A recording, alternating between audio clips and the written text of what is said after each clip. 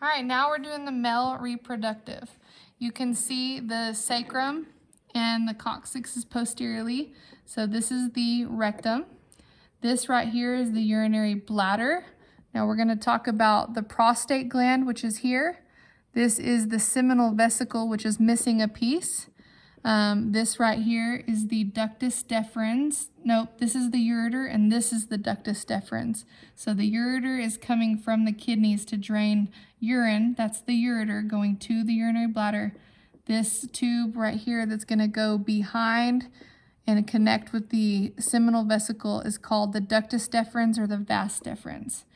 On the front here, this is called the spermatic cord, which has basically veins and arteries.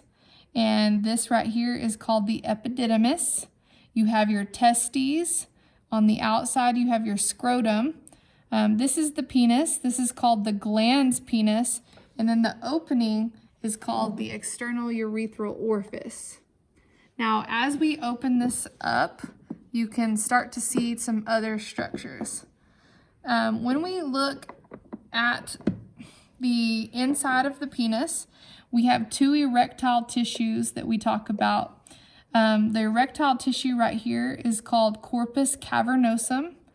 I always thought that these look like little caves, so these are really large cavities that fill up with blood during an erection. And then surrounding the urethra is erectile tissue called the corpus spongiosum, and it looks sponge-like. Now, the swollen portion of the corpus spongiosum would be the glans penis, which will be tagged on the outside here because this is the corpus spongiosum.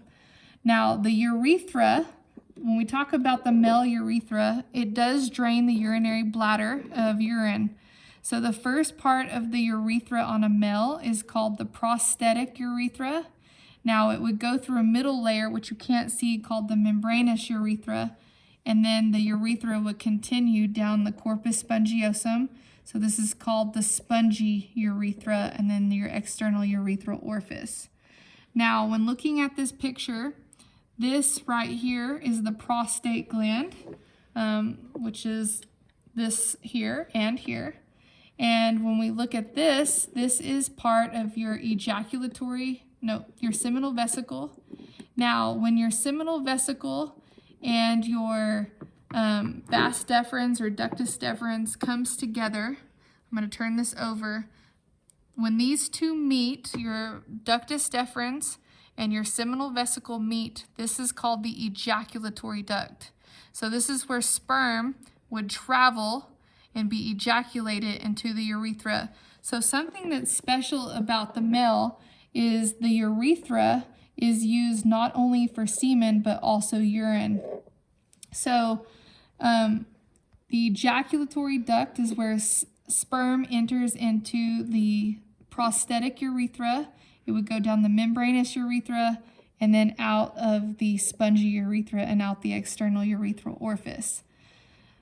You should know all the molecules that are produced in each structure.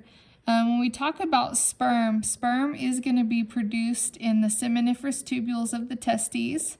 From there, they're going to travel to the epididymis, which produces glycogen, so sperm can mature. Sperm can exit the epididymis through the ductus deferens, which travels up the spermatic cord with the blood vessels. So you say sperm travels up the ductus deferens. From here, the ductus deferens is going to meet with the seminal vesicles to form the ejaculatory duct. Now, most fluid, which is ejaculated with sperm, is going to come from the seminal vesicle. The seminal vesicle is a gland that produces fructose to give energy to sperm. It produces an alkaline fluid, and it also is going to produce prostaglandins. Now, the prostate gland, on the other hand, when you talk about the prostate, it always produces a milky alkaline fluid. And then we have another gland, which isn't on this model, called the bulbourethral glands, which is basically going to lubricate the tip of the penis before sexual intercourse.